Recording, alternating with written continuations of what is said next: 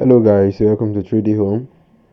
Today I'll show you guys some of the rendered work I've done so far with Lummion. Okay, so this works you're actually seeing are works done with Lummion software, Lummion rendering software. So if you're interested in learning Lummion, okay, how to use Lummion to render your work, that's after modeling with either ArchiCAD or SketchUp.